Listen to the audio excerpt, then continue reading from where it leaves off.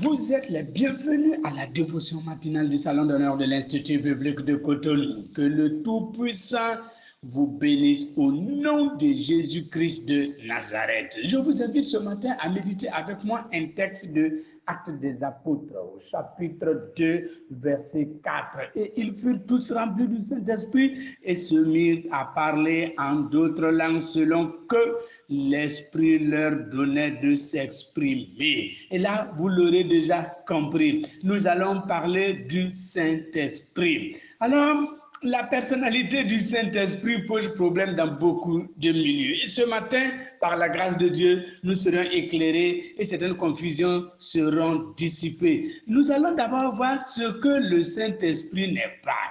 Pour certains, le Saint-Esprit est une force impersonnelle. Je dis bien pour certains. Pour d'autres, encore un vent ou un mouvement, un être puissant. Et pour d'autres encore, le Saint-Esprit est un être pénétrant qui opère des miracles. Mes frères et mes sœurs, ce n'est ni l'un ni l'autre. Là, c'est ce que le Saint-Esprit n'est pas. Maintenant, voyons ce que le Saint-Esprit est. Le Saint-Esprit, c'est la troisième personne de la Trinité. Dieu le Père, Dieu le Fils et Dieu le Saint-Esprit. Et dans l'Ancien Testament, le Saint-Esprit se saisissait des gens et les utilisait du dehors. Exemple, dans Juge chapitre 14, verset 6, la Bible nous dit « L'Esprit de l'Éternel saisit Samson ».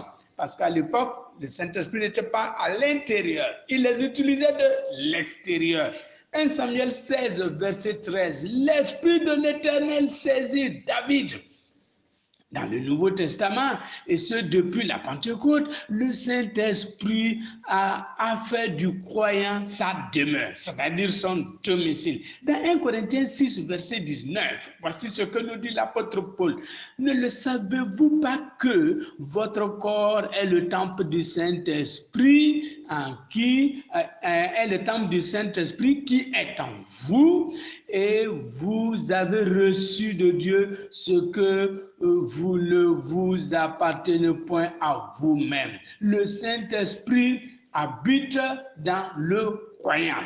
Ensuite, le Saint-Esprit se manifeste de deux façons dans la vie du croyant. La première, c'est ce que, en expression théologique, nous appelons la manifestation normale du Saint-Esprit. C'est-à-dire, c'est la façon dont le Saint-Esprit se manifeste dans le commun des croyants. Exemple, il demeure dans le croyant. C'est-à-dire, quand vous recevez le Saint-Esprit, il demeure dans votre vie. Et le mot demeurer veut dire qu'il est là pour toujours. Il n'y a pas un verset qui dit que le Saint-Esprit sort de la vie du croyant du Nouveau Testament. Jean chapitre 7, verset 35 à 39. Ensuite, il rend témoignage de Jésus. 1 Jean chapitre 5, verset 7. Il baptise le croyant dans le corps. 1 Corinthiens 12, verset 13. Il scelle le croyant dans le Saint-Esprit. Ephésiens 1, verset 13. Il remplit le croyant du Saint-Esprit. Acte 4, verset 8. Il nous conduit dans la vérité. Jean 16, verset 13. Il enseigne le croyant. Jean 14, verset 26. Il glorifie Jésus. Jean 16, verset 14. Il appelle à son service. Acte 13, verset 2. Il dirige les croyants dans l'exercice de leur ministère. Acte 16, verset 6. Il intercède pour les croyants. Romains 8, verset 26. Il sonde les cœurs. 1 Corinthiens 2, verset 10. Il opère toutes choses. 1 Corinthiens 12, verset 11. Il est l'auteur de notre assurance. Romains 8, verset 14 à 16. Il est l'inspirateur des Écritures et notre enseignant personnel et parfait. Plutôt Jean 14, verset 26. Il répand l'amour de Dieu dans le cœur du croyant. Romains 5, verset 5. Il donne l'espérance, la joie, la paix et la liberté. Galates 5, verset 22. Il est le consolateur. Jean 14, verset 16 et le verset 26. Il nous sanctifie. Romains 8, verset 6 à 11. Il suscite la prière efficace et l'adoration agréable à Dieu. Jean 4, verset 23-24. Il sera les derniers temps répandu de façon particulière sur Israël.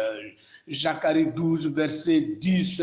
C'est par lui que nos corps mortels seront ressuscités pour révertir l'incorruptibilité et l'immortalité. 1 Corinthiens 15, verset 28.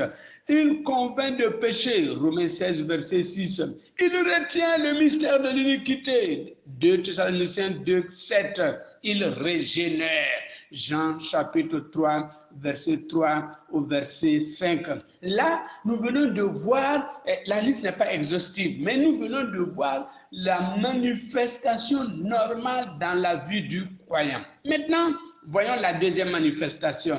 C'est la manifestation expérimentale du Saint-Esprit dans la vie du croyant. C'est la manifestation expérimentale du Saint-Esprit. C'est ce que chaque croyant a personnellement reçu et vécu ou vit avec le Seigneur indépendamment du commun des croyants. C'est-à-dire que moi je vis quelque chose de la part du Saint-Esprit qui n'est pas ce que vous vivez. Dans 1 Corinthiens 12, verset 4, il dit, il y a diversité des dons, mais le même esprit. Donc s'il y a diversité des dons, mon don pourrait être différent du vôtre.